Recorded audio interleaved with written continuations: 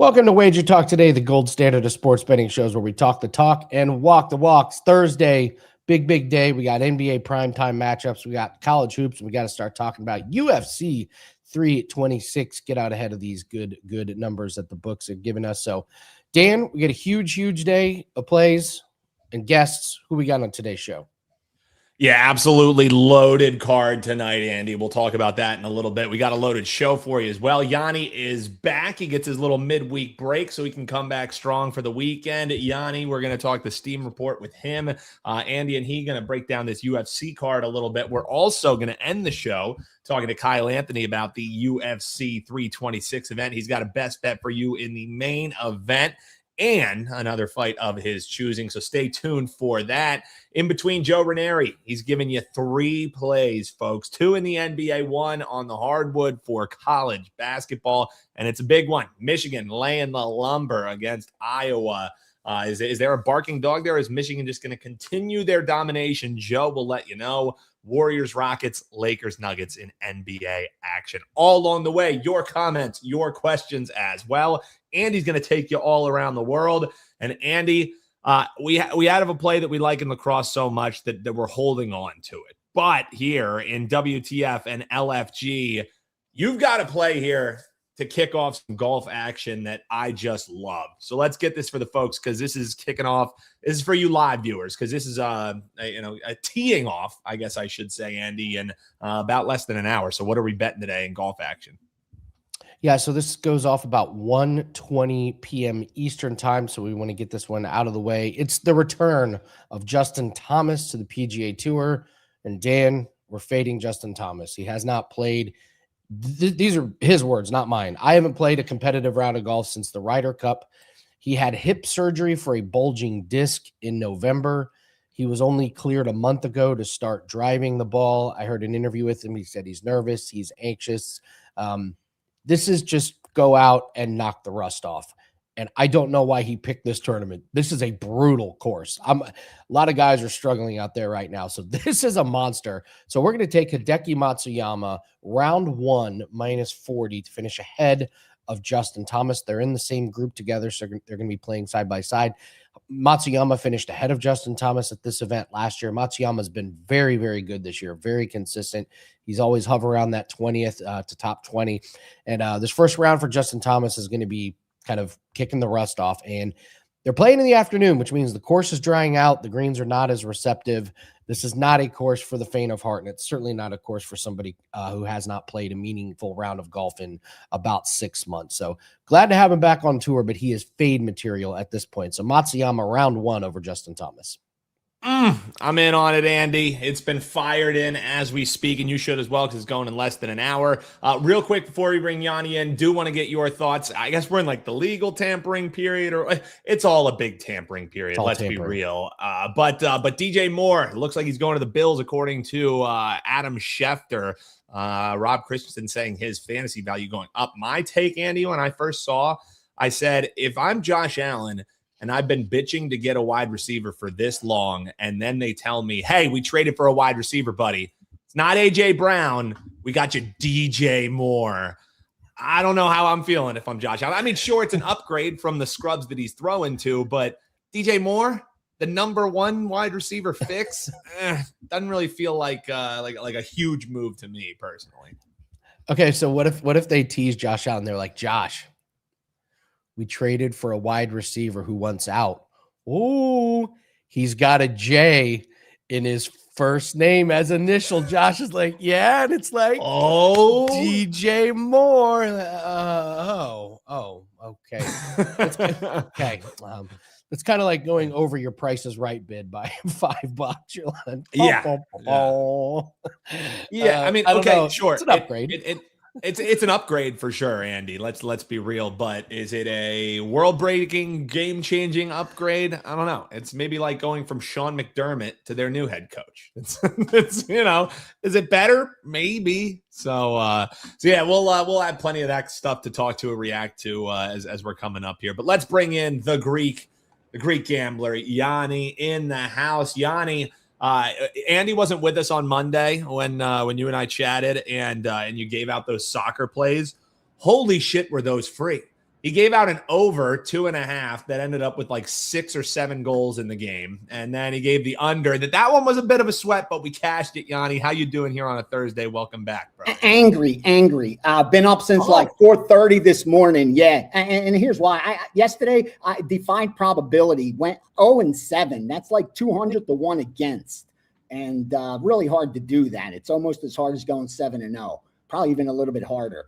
So a little bit angry. But then I what I do is, as always, when in doubt, zoom out. And I zoomed out a little bit, and it made me feel a lot better. Because even after a disastrous night like that, I'm still sitting now number 2 in college basketball for the season. So still doing really well. Up still over 50 units for 2026.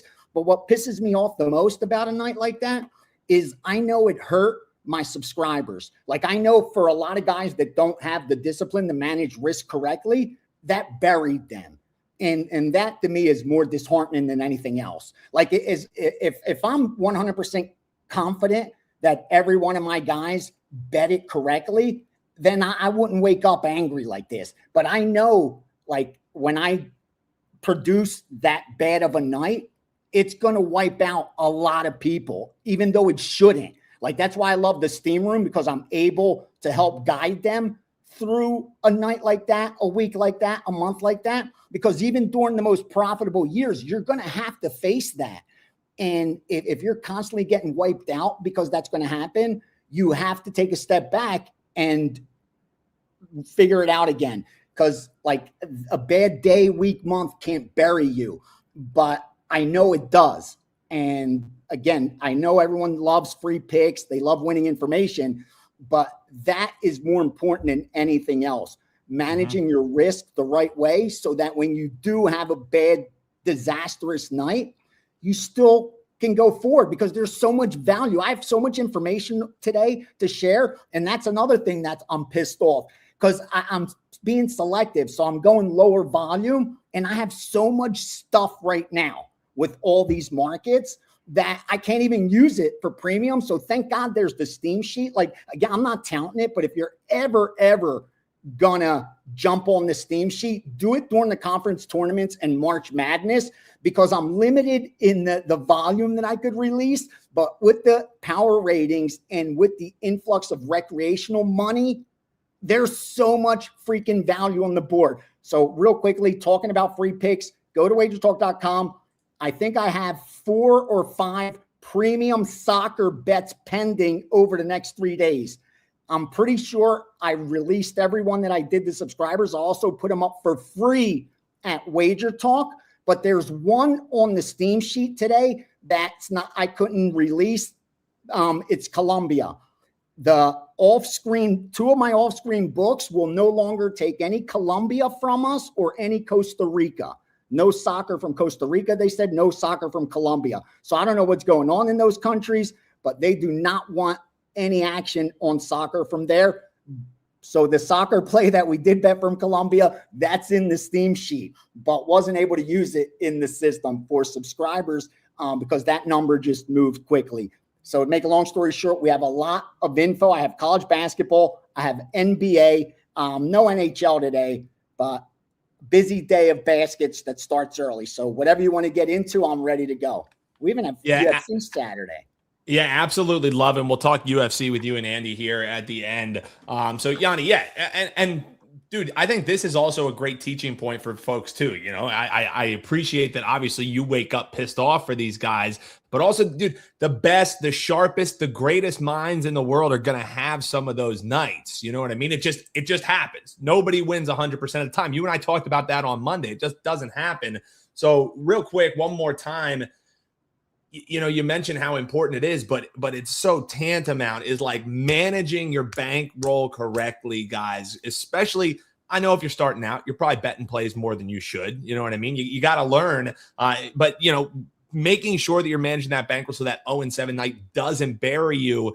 You know, how do you do that, Yanni? And also, you know, it's a good reminder and a good sobering moment for folks to say, hey, you know, just because there's 7 plays on the board, the ace likes, that might be, hey, for me and my bankroll, it's 1% each. You know what I mean? Because you can't let that kind of night kill you, because that night's going to happen even if you're the best, even if you have an edge, you know? It's this simple. Once you know you have an edge, once you've proven over a statistically significant sample size that you have the edge, you now control your future. You get to determine your risk of ruin. What is the risk that I will be wiped out and ruined? The way you do that is by the number of units you have available based on your bankroll. So here's what I'm talking about.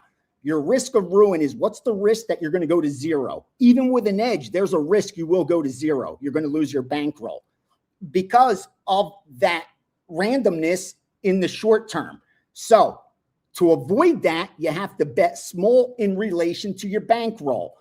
How small? The truth is, when you look at WagerTalk and we release plays 1%, 2%, 3%, 4%, 5%, those are ratings. They're not bet size recommendations. Because if you're betting 5% per play, you're going broke. That's not me telling you, like, that's not my opinion. That's a mathematical certainty because there's zero chance you have a 5% edge over the VIG on all your bets. That's just not possible.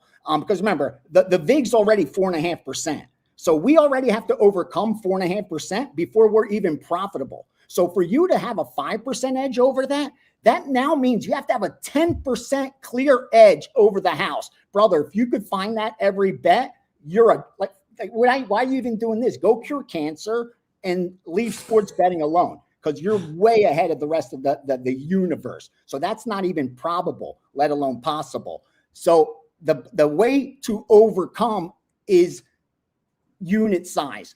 And your risk of ruin is simple. You want to keep it to 10% risk of ruin, you need 500 units. That means you're going to double your bankroll 9 out of 10 times, but you will lose it 1 out of 10 times. And that's with 500 units. So what does that mean? If you're betting $10 a unit, you need $5,000. That's correct. So if you're spreading $10 to $50, like we do at WagerTalk, 1%, 2%, 3%, 4%, 5%, which is just the rating. So let's say you're going 1x to 5x, saying I'm going to do it right, betting $10 to $50 at the most, $10 a unit. You need 5 dimes to do that. And you'll be at a 90-10.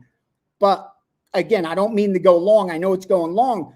The problem is how many bettors out there with a $10,000 bankroll or a $5,000 bankroll are actually betting that small in relation. Very few, bro. That's why 99.5% of sports bettors and accounts will lose and have negative lifetime earnings. Because even if you have an edge, if you overbet it, you are going broke. It took me so long to figure that out because I was around nothing but winning groups and information. I thought I could just bet. And it's going to be so easy. I'll just easily make money. And nothing could be further from the truth. Even within winning information, you got to bet size correctly. Make it easy on yourself. Bet 1%. 1% of your bet size. Flat bet it. When you double your bankroll, now you've proven to yourself that you have the discipline, the patience, and the ability to win long term. But until you can do that, until you could double your bankroll by betting 1% per play, you're not there. It's easy to say, but hard to do. So get that bankroll together, whether it's $1,000, start betting $10 a game and prove to yourself that you have what it takes and you're built to win long term. Not too many people are, but this is the most important factor that's going to determine your success or failure as a sports bettor, how you manage your risk. Nothing more important. Yep, couldn't agree more. And that is why, Roy, we break down this quite often. You might be watching every day, but there's plenty of people who join the show who haven't. And I will talk about it every day. Every day I'll talk about it and not get free plays or nothing every day. Because I don't care about the free plays. That's all nonsense. I could go 5-0 today. That's not going to change your life. But if you start betting correctly, that will change your life. It changed mine. I shouldn't have half the shit I have. I finally learned to use the information at my fingertips. I was my worst enemy by overbetting my edge. So sorry you guys got to hear this. Hopefully for you that are sick of hearing it, it's because it's already sunk in. But the reason 99.5% of all sports betting accounts have negative lifetime earnings is because it hasn't sunk in for the majority. That's just the bottom line. if I wouldn't break my $300 mic, I would drop it right now, because that's absolute facts that Yanni is preaching right now. And folks, we timestamp every episode for you. So if you don't want the Bankroll management talk, guess what? You can scroll to the free picks. But Yanni, let's talk this. Let's talk free picks. Let's talk free picks for our guy Roy here. We'll start in hoops, man. Let's start in college basketball, and then you can roll on over to NBA if you got anything in NHL, and then we'll wrap things up. You and Andy can kick around some UFC stuff for the guys. But let's start on the hardwood, brother. Yes, sir. Yes, sir. Here's some college basketball for you. Regular board, 757. MTSU, Middle Tennessee, plus the 2.5. 798 Valpo, minus 2.5. 768 Iowa, plus the 9. They also took Iowa plus the 5 in the first half. 803 Manhattan, plus the 6. Everything else is in the added board games. 306 573 over 147 Howard Norfolk. 581 over 142.5 Grambling Alabama State. 593 under 141.5 American Boston. 593 American plus the 3. 597 under 142.5 Holy Cross Lehigh. And 578 NC Central minus the 8. So a lot of information there in college basketball. Here's some NBA for you as well. 577 Lakers plus 5.5. That got upgraded to a premium play. So subscribers got that one. 564 Washington minus 2, minus 2.5. 570 Miami minus 12.5. 571 over 227.5 Detroit San Antonio Spurs. 579 New Orleans minus 4.5. 2 bonus picks for you. These are 2 totals. 577 over 239 Lakers Denver. 565 over 229 Dallas Orlando. I specially marked those because I actually bet those a little bit extra, and I'm this close to releasing them to subscribers as premium plays. They're on the Steam sheet, and I'm like holding back because I'm trying to keep low volume, but those are this close to qualifying as premium. So over in Dallas, over in the Lakers. There's some hoops for you. Hope you do some damage today, and March Madness is upon us. Get ready to rock and roll, because a lot of opportunities to make some money. All right, Yanni, let's talk a little bit of UFC. We got 326 Holloway, Oliveira. I don't see much movement in the main event. I got to be honest, that one's kind of tough for me, and I struggled. It was weird. We do our live show, crushed it making live bets, just crushed it, and then client plays don't go well. And so when I take a look back and I look at what's going well for us, it's the prelims. I think I'm kind of done with the main card for the time being. You talked about that for a while. Dude, you already know what to do. You already know what to do.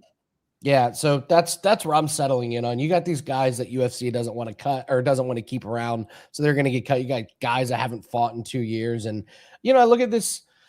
I think the Kyle Barala Rainieri DeRitter line is ridiculous. What's your thought on that? I'll take DeRitter at plus 225, plus 300 against Barala. I haven't touched it, and I thought at first I'm like, DeRitter, you can't look worse than he did in his last fight, almost quitting on the stool. You know what I mean? And that narrative, I always say, no one's ever as good or as bad as they look in any one night. That's a Marco term from sports, and so I was looking to bet DeRitter in his next fight. The problem is Bohio's coming off a loss 2 against Imavov, and that little recency bias with both these guys ruins it a little bit. That's where I'm forced to stay off it. And the guys that I really trust as far as breaking down matchups, they say that this is a stylistic nightmare for DeRitter. Now, I'm not too sure how bad of a nightmare, but they say like it's on paper, like this is a terrible, terrible, terrible matchup for him. And guy that I really respect who doesn't bet chalk was like, bro, I've laid the chalk and I feel comfortable. This one should be close to the minus 400. So that's kind of left me off of this fight. Main event, I agree with you. I think the line's on point. And sometimes that's just going to be the case where whether you take side A or side B, they're both negative EV. If the book prices it correctly and you add in the VIG, that's what's supposed to happen. Where whether we bet side A or side B, there's really no value because the book's going to make money one of two ways. By balancing the action exactly so that they just make the VIG, or by having us take the worst of it long term. And that way they're guaranteed to turn a profit. In this spot, that's what I think we're looking at. Because I do think Holloway wins this fight 2 out of 3 times. So I need better than minus 200. That's not going to happen. And to bet the Oliveira's side, I need better than plus 200, and I don't think that's going to happen. So it kind of forces me to sit out of the main event and the co-main event. And there's nothing wrong with that, bro, because again, I have an opinion for every one of these college basketball games today, because I have a lean and I have a power rating, my own number. So yes, I have an opinion on everything, but that doesn't mean I'm willing to bet everything. You know what I mean? You may have a pick on every fight, but are you willing to have a bet on every fight? That's the difference. That's where you have to separate. So that's the problem. I don't see the value in those fights, but I really do like this card. I already released 5 premium plays to subscribers, including a 5%. My first 5% in MMA in 2026 goes on Saturday night. I'll give you a dog that I released today to subscribers, a 4% at plus 150. And that's Bruno Ferreira over Gregory Rodriguez. RoboCop's been on fire. Won 2 straight, won 5 of his last 6. And it's so hard to do that in the UFC, especially when you get up there in age. And now he's fighting a Ferreira who has already beaten him in the past. I like that. In the rematch, winner the first 6 out of 10 times or greater, wins the second. And he's also coming in with momentum, but a little bit overlooked because his last win was against Vittori, who's just looked so bad, having lost 4 straight fights. So he hasn't gotten any real credit for his recent run. So at plus 150, I think it's closer to a coin flip. I like Ferreira, and then I'll give you a total 2 that I released to subscribers. Where did that go? Oh, Lee and Bolanos. Lee and Bolanos under 2 featherweights. Yeah. I like this one under, because when you look at Lee coming into the UFC, he's coming off his decision, back 2 out of 3 decisions. But prior to that, when you look at his road to the UFC, my man was a closer. First round finishes. Prior to that, finishes. That happens a lot. When you first step up to the UFC, the competition is tougher. Plus, it's that nervousness. You don't want to lose at that level. But as they get more comfortable, they start to let it go. They fall more back to their style. And Bolanos is that guy that is going to be a great dance partner for you. He doesn't take a step backwards. So I see fireworks with these 2. I like the under 2.5. Anything less than minus 150, I thought it was the right side. And I think it was like minus 125 when I released it to subscribers. So those are 2 of the 5 premiums already released. I'm going to have action on Saturday. It's a numbered card, no longer a pay-per-view card, but those tend to offer some value. And the last point I want to make, if you're betting UFC going forward, don't be afraid to bet underdogs. Favorites are way ahead, exactly 78% through 5 events. Now, we know historically that's not going to be sustainable. Doesn't mean it's going to happen on Saturday, but it does mean that favorites are costing the books a lot more than they should. So they're juicing them up more than they should. So if you'd like to bet a favorite this weekend, and I have a couple on my premium list, you got to have a ton of conviction. Like the favorites, you have to have real strong conviction, because we're paying a little more than we should over the next couple weeks until this evens out a little bit, because they're getting kicked in the mouth with a lot of 5, 6, 7, 8 team parlays that are winning. Because when you have 13 fights and 10 and 11 favorites are coming in every single week, rest assured that's costing the books a lot, and they're not going to, give you discounts on the favorites going forward. So keep an eye out on that. And we're behind on finishes too. Decisions are ahead, so we should see a little more finishes. Yeah, it was that one card that really put us ahead. It was 2 cards ago where we had all the decisions. I can tell you my favorite fight to go the distance is actually the co-main, Brallo and DeRitter. It's only 3 rounds. It's not a 5-rounder, and I'm kind of looking at that going, who finishes who? You work with UFC too, because DeRitter doesn't. DeRitter, I think if he's who we think he is, and that was just a tough night, a bad night, and he was trying to do 5 fights in 1 year or something like that, then this guy's going to die on his sword Saturday. Like having that narrative, kind of like Charles Oliveira. Once he had that narrative that he's a quitter, and then he went balls to the wall after that. And it's like, you had to kill this guy to get him out of there. And I'm hoping we see that with DeRitter on Saturday, that even if Bahio is the better, technician or fighter, that DeRitter's like, no, I'm not a quitter. Because now that's the moniker, and it sucks, that. I have a completely different theory about DeRitter. So, Go ahead. all right, this was in November, and he had norovirus. Okay, Yeah. they say it takes about 2 months to fully recover out of that, and he said, I'm 35. I got to get as many fights in as possible. This is like my last hurrah. I think he's on a special vitamins diet. How this is so quick of a turnaround time for somebody that just got nuked by Brendan Allen.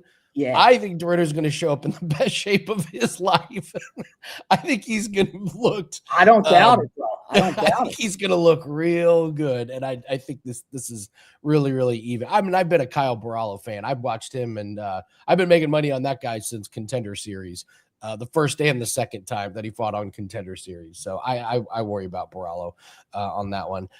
Curious, before we let you go, just your take on some of these fighters that, like Rodolfo Bellato, Gaston Bolaños, even Cody Durden and Cody Brundage. I mean, these guys are hanging on to their roster spot by a thread. Do you think these matchups are UFC's like trying to get them out of here? Let's bring in the young guys, or Well, we've seen that. We're seeing more and more in that. I can't believe you just mentioned that, because we were actually talking about that. I taped yesterday at the Apex, and we were talking about that very subject, that it seems like they're getting rid of the old guard.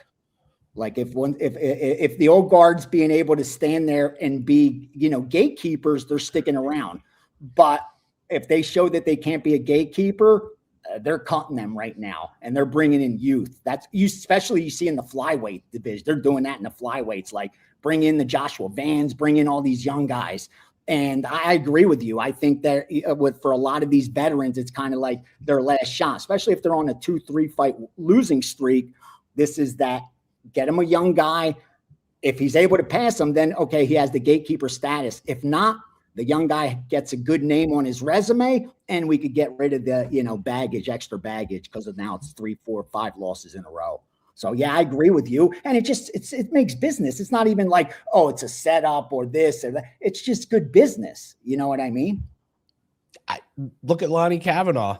Comes off a loss, beats. There was no other bigger example of that. You could even go back to Josh Van legit beating Brandon Royval. I don't count the Pantoja, and now look, it's Van and Tyra. That's the future. I agree. So, I agree. Yeah, it's really interesting stuff. So, all right, Yanni, what do you have up for everybody on Thursday? All right, the Steam sheet is up and out. It's got NBA, college basketball, NHL. I don't know if there's any NHL yet, because I don't have any NHL yet. And soccer, the Colombian soccer, if you can find it. I have my UFC package up with a 5%, the first of the year. And over at Sports Memo, I have an afternoon college basketball. I swear to you, I'm going to go downstairs and bet this one cash. It was this close to being a 5% play. I held back because I don't know how to do a 5% play over Sports Memo. Like, I know how to do it at 5%. We do it at WagerTalk and over Sports Memo, but I'm like, everything's 1%. So how would they even know that it's a lot stronger? But yeah, I'm 4% at WagerTalk, 1% there, but I'm letting you know. I like it a lot. It's for $7. It's a really, really strong bet. Know that I'm backing that opinion with a lot of my cash. So that's over there, Sports Memo, for only $7. And I put together a college basketball pass, because even after the 0-5 on that college basketball package yesterday, number 2 in profit. And I like today's college basketball package. That's up 4%'s already in there, 3%'s already in there, and hopefully confirm another player or two before the end of the day. All right, Yanni the Greek, thank you very much for coming on, brother. Good luck today. We will, Dan, we can go. Yeah, we can go over here. So Joe was supposed to be on the show. He is not on the show today. Yeah, if you recall, Andy, this is becoming the recurring theme. It's like Matt Damon on, you remember it was like on Kimmel's show, they would always like bump Matt Damon. I feel like Joe's kind of Matt Damoning us. We're the one getting bumped. So yeah, unfortunately, if we hear from Joe, we'll have him on. He had 2 NBA plays for you, had a college basketball play for you. We'll see what we can dig up in the meantime. But yeah, when Dan, when one door closes, another opens. Remember what we did last time was I broke down impromptu Joe's NBA games, and if I went 2-0 or 0-2, we give away a 3-day pass Are we So running it let's back? go. Let's Yes, do of course, it. of Let's course do we're it. running it back. A man of the people. Golden State Warriors. I am so shooting from the hip on this one. I have not researched these games. Houston -8.5 over under 213.5. Looking at the Golden State Warriors, 114-101 loss to the Clippers. They get boat raced by the Lakers, and they are on the road here at Houston, which is a nightmare of a spot here. The Rockets, obviously in playoff mode. Worry about the chemistry, but this is such a great spot for them. Their last couple games have gone over this total. This total seems way too low. I'm going with the over 213.5 for Houston and Golden State. And the next game, we got the Lakers and the Nuggets. I'll do the college game. Yeah, give me the college game. You want it, Andy? Yeah, give me the college game. All right. What do you think on this one? And then Joe is here, so we're gonna see how your picks compare to Joe's picks on this one. Michigan -8.5, easy call. Shout out to the Detroit office. Next NBA game. That was that easy. That was that easy, yeah. Andy. Yeah, that was that easy. I don't even need to see the line. It's the Nuggets. The Lakers are front runners. They beat the bad teams. They lose to the good teams. Jokic is going to make DeAndre Ayton his midnight snack tonight. So I'm going to lay the points with the Nuggets. I'm going to take the over for the Houston Rockets and the Golden State Warriors. After the show, in the comments section, put your WagerTalk username. And it doesn't matter. You don't have to guess if I'm going to go 0-2 or 2-0. If I sweep the board one way or the other, we're going to pick a winner. So all you have to do is comment below with your WagerTalk username. And if I sweep one way or the other, if we have perfection or complete failure, someone's going to win a 3-day pass. Boom. I love it. I love it, Andy. And look at this. We get a tip from the best day ever. He said, I'm giving $5 if it means we got Joe mother effing Raineri in the house. So we got a tip. Simply because he saw, Joe's going to be here. How we doing, brother? Get it going. First of all, Andy, I do want to let you know, it just came down that it looks like Anthony Edwards now questionable tonight for Minnesota against Toronto. And that is, I'm starting to see this Toronto line actually crater down to about 4.5. So keep an eye on whether or not he is. And without him, I don't trust Minnesota to begin with, but without Anthony Edwards and Toronto being pretty desperate right now, but healthy, I keep an eye on that because you know what's going to happen. It could be the head fake. All of a sudden he's fine. And all of a sudden this line gets shot back up to like -6, -6.5. But as of right now, he just made the questionable list here. So we got to keep an eye on that. And I'm with you. Shout out to the Detroit office. Iowa, listen, this isn't Iowa football.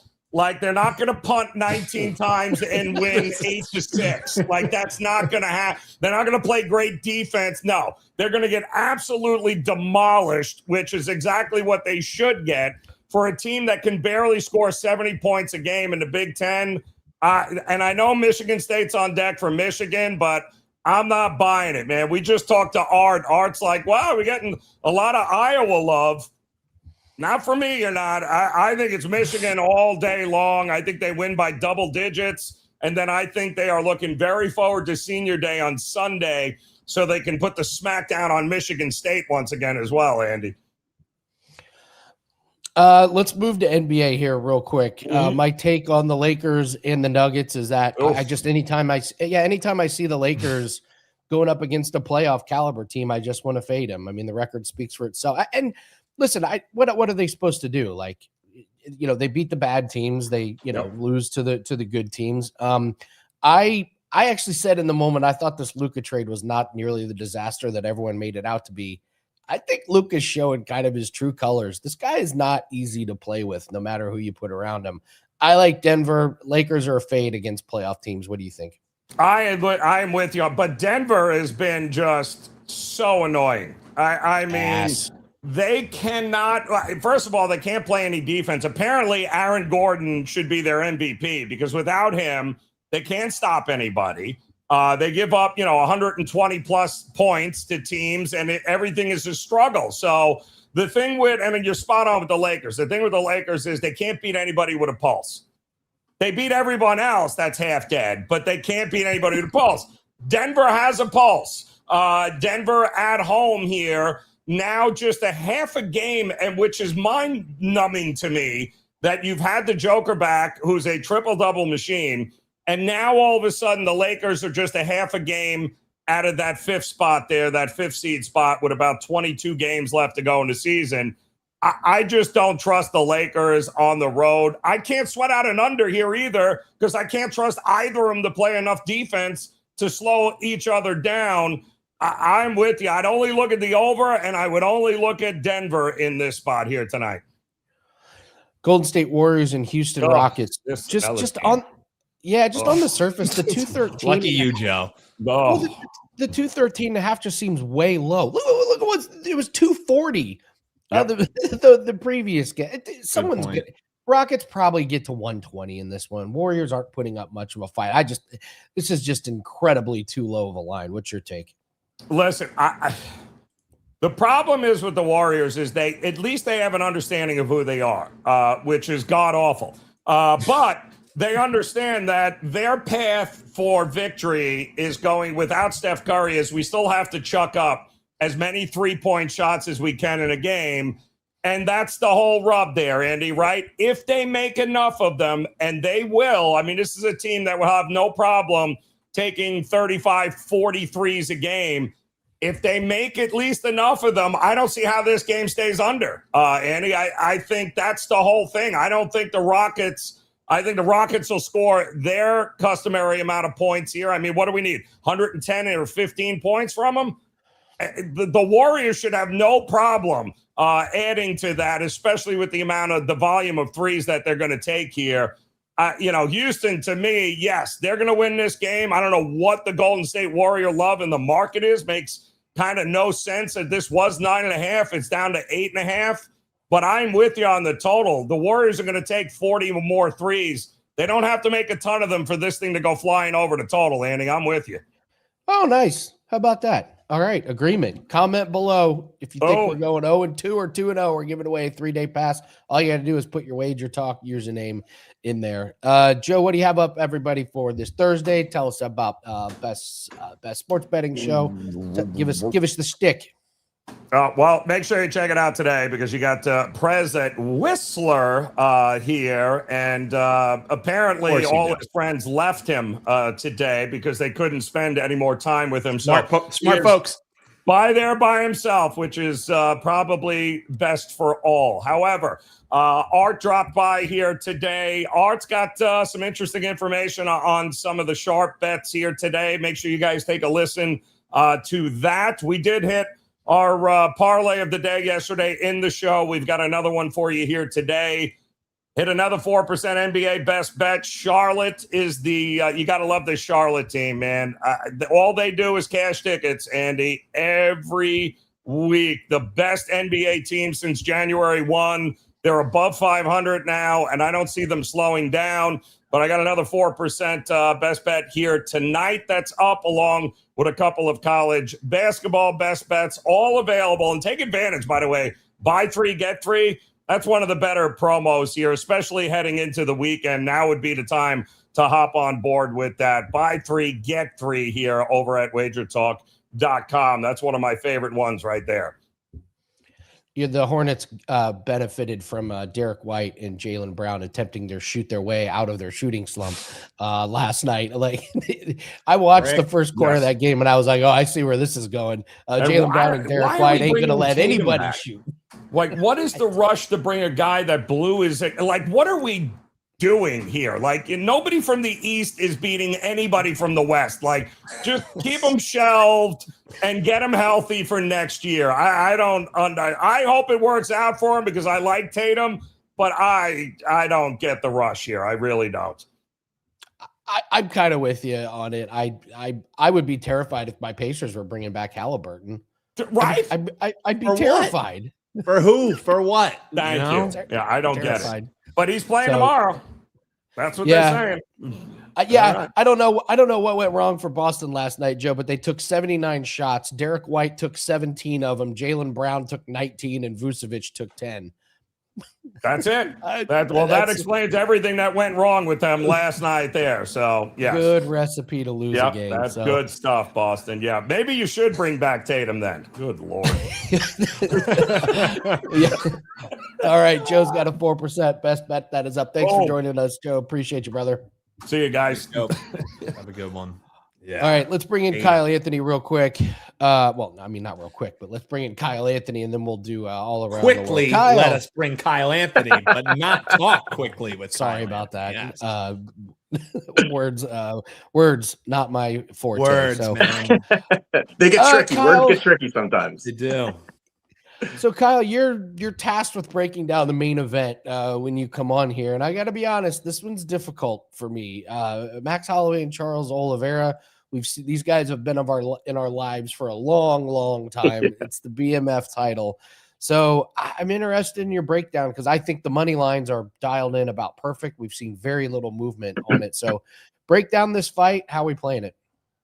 Yeah, so you got Max Holloway. He's sitting around the minus 220 mark. On the comeback here, we've got Charles Oliveira about plus 180. So you know what you're getting from Max, right? We know we're getting a lot of volume. He's a volume machine. He's going to come forward. He's going to push the pace. He has, probably elite level striking, fast developing combinations, good footwork, good distance management, all of those things. Now, since he's moved up to 155 pounds, he's looked fantastic. I mean, I think really now we're seeing him kind of build into that frame. We're seeing the power. We're seeing him again add on to that size, not switching, going back down, back up in weight. He's sticking here. Now, you look at Charles Oliveira. Obviously, another elite level fighter, guy has fought a lot of elite level fighters. The biggest glaring issue that I see on the Oliveira side is going to be his durability. And this is something that we probably have seen throughout his career. I mean, over the last 7-8 fights, he's always hurt. Even in a win, he gets hurt, he gets rocked, he gets wobbled. A lot of those things really are starting to be a little bit, sticking out a little bit more, especially now he's 36 years old. But we did cash a 4-unit play on Charles Oliveira in his last fight against Gamrot. It was a nice win. He went out there, pick him price tag, got the job done. That's great and all. But what I didn't like is really how Charles was absorbing shots against Gamrot. Gamrot is a pure wrestler, doesn't have striking, doesn't really offer much on the feet. And although he still was able to hurt Charles Oliveira, I thought that was a bad sign. Yes, Charles got the job done. All of those things, still came into effect. But getting rocked by him, I think someone like Max Holloway is going to land at a higher clip. I think he's got the cleaner striking. I think he's got the far faster hand speed compared to Gamrot. And then you have to put in, will Charles get the takedowns? Because that's really where he could win this fight. Of course, on the feet, it's a possibility, but really getting these takedowns. And I don't really think so because it hasn't been something that Charles has really gone to very successfully. Over his last 8 fights, he only has 6 takedowns. Now, some of those fights obviously were early. They ended in the first or second round, but either way, over the last 8 fights, only 6 takedowns in total. 5 of the 6 takedowns were against Michael Chandler, and that was a fight which kind of wasn't really the greatest showing for Charles. He was 5 for 12 on takedowns in that fight. 15 minutes of control time, needed those takedowns in order to find success here. And Charles, 40% takedown success rate. You've got Max at 83% takedown defense rate. Yes, he has not faced the highest level when you're talking about just pure wrestlers, but Max is well-rounded. Max is able to kind of keep this on the feet, and that's where I see this going here.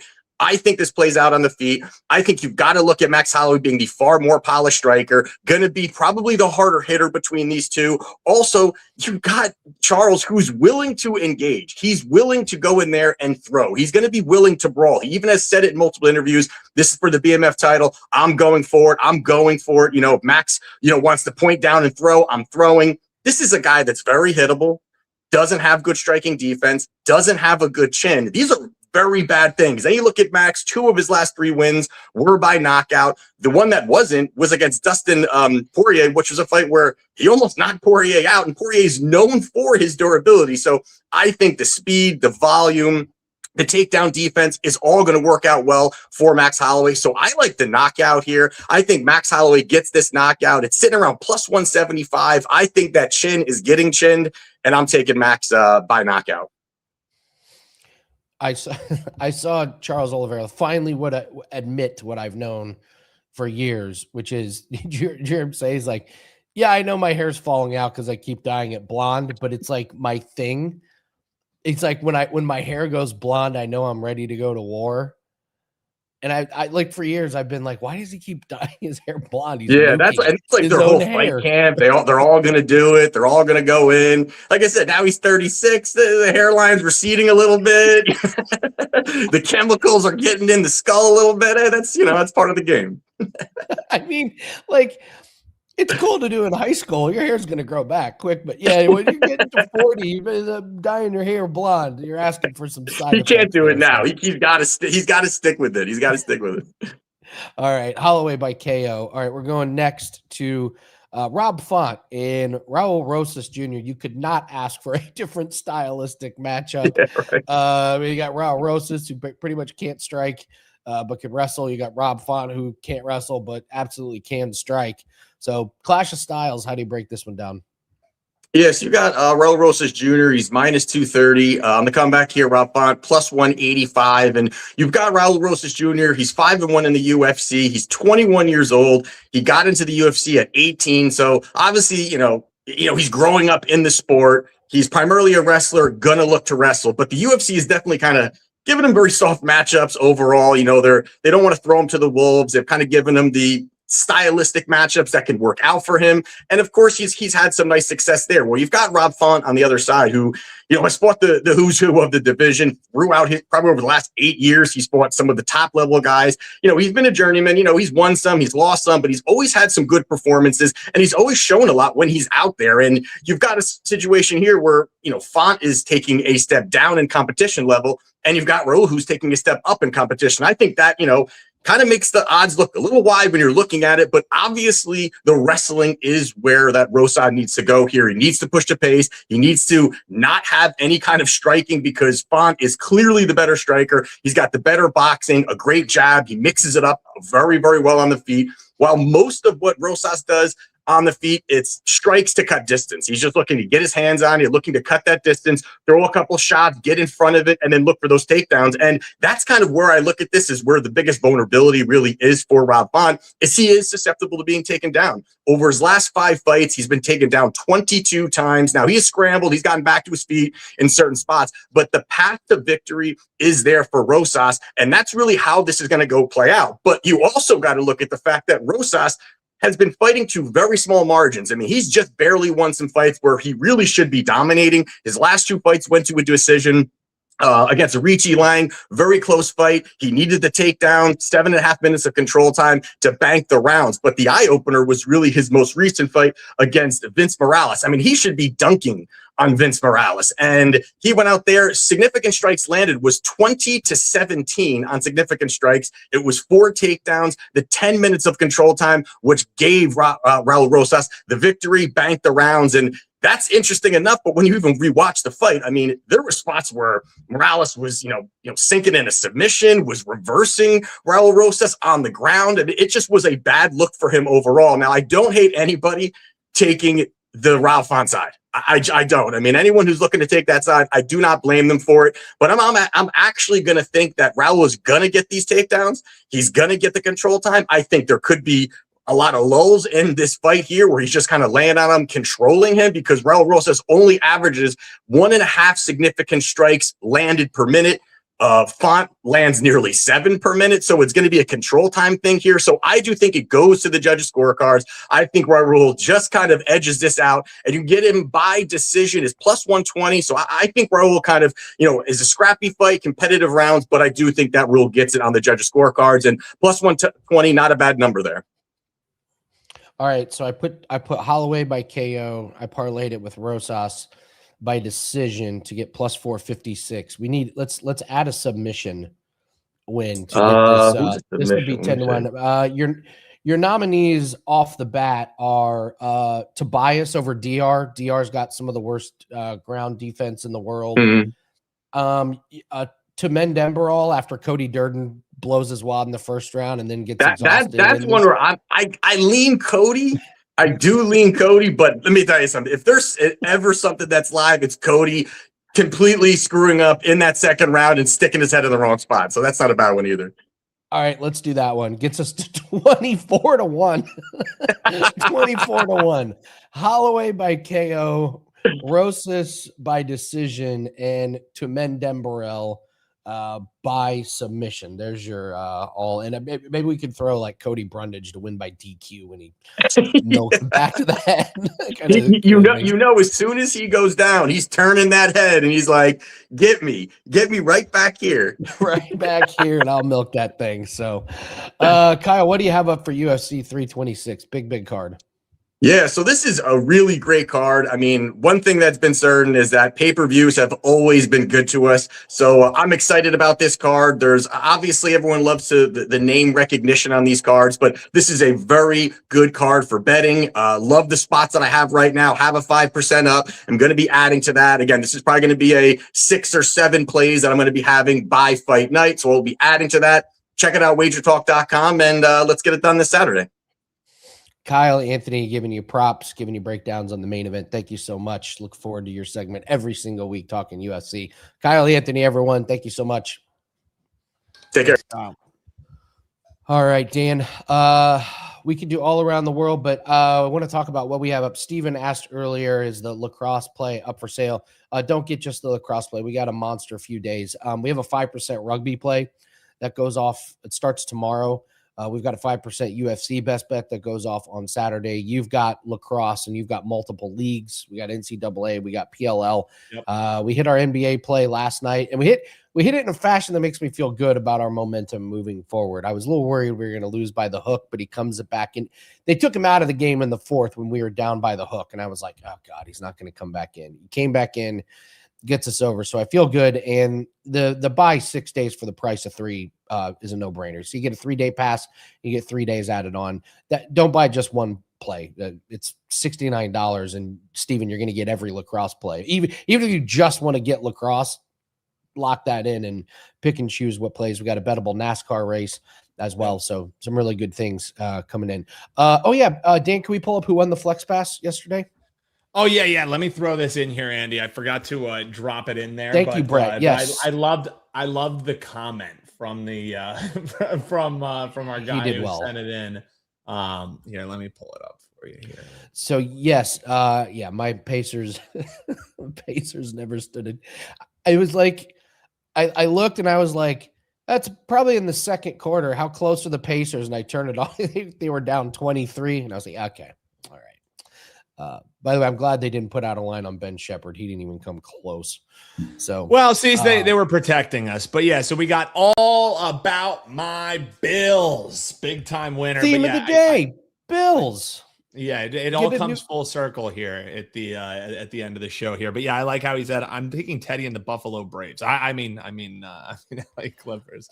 So good breakdown there from our man Bills Mafia. Your pass has already been added, so congrats to you, buddy. And pays to win, folks. It pays to comment here as well. Even today, Andy broke down some NBA games and obviously the college basketball game for you. He goes 2-0. You're gonna win, but how do you win? You comment below with your WagerTalk username. Guess what? He goes 0-2. You're going to win as well. So drop a comment, include your WagerTalk username, and you're entered in there. So we'll circle back to that one, man. I'm feeling better, Dan. I was watching. It seems like it. That's what I wasn't going to ask. Get better. Well, so yesterday during the show, my eyes kept watering, and then I realized my eyes have been watering for like 3 days, and that's a symptom of the flu. So I clearly have had the flu for a while. So, but. Let's do some free plays here and before we get out of here. So I do not have an official client play for darts. So take this darts play for what it's. This was the week we were worried about because just didn't like a lot of the matchups. But we'll start with the Spurs and the Pistons, and we'll go De'Aaron Fox under 26.5 points, rebounds, and assists. Under in every game since the All-Star break, and the Pistons are 4th best defending point guards, not allowing points, rebounds, and assists. So he's going to break this streak, but I got to be honest, if he goes under again tonight, then they're going to lower it maybe down to 24.5. Then I'll be looking to play an under. But for tonight, give me the under. All right, the free darts play. Again, this is not a client play. This is just a free play. This is on DraftKings. I'm going to take a look at the total and the alt totals, and we're going to parlay a couple of them together. Ozempic versus Humphreys. That's Michael Van Gerwen. Over 8.5 legs. Parlayed with Clayton and Van Veen to go over 8.5 legs. That gets you minus 127. Humphreys and Ozempic, very, very closely matched. These guys are very even. And it's the same with Clayton and Van Veen. Clayton and Van Veen both have played fantastic, especially in the first rounds. The normal legs are 9.5. I'm going to lower each one to 8.5, parlay them together to get -127. And then the aforementioned Lakers Nuggets. Marcus Smart, has anyone noticed Marcus Smart is all of a sudden shooting a lot of threes and making them? So I'll take over 1.5 made threes. You're getting this at +120. He's gone over in 4 straight. He has 30 3-point attempts in the last 4 games, which is an insane amount of volume for him. And he's gone over the last 3 games against Denver. So we'll take Marcus Smart plus money over his 3-pointers. So the flu game. I don't believe for a second Michael Jordan had the flu in that game, by the way. Yeah. It's just too easy to be like, oh, he had the flu. Like, really? Where was the diagnosis? Where was the blood work? Where was the I didn't see the blood work. No. So all right, that's gonna do it for it, guys. Thanks so much for joining us. Great show. Thank you to the guests. Dan, thank you. Got big lacrosse play that goes off today, and then we got our golf play. The WTF LFG starts in about 20 minutes, so we're rooting on Hideki Matsuyama over Justin Thomas. Appreciate you guys. Put your WagerTalk name in the comment section right after the show to win a 3-day pass. We'll be back tomorrow to get everyone ready for the weekend. Good luck on your bets. We'll see you later. Take care.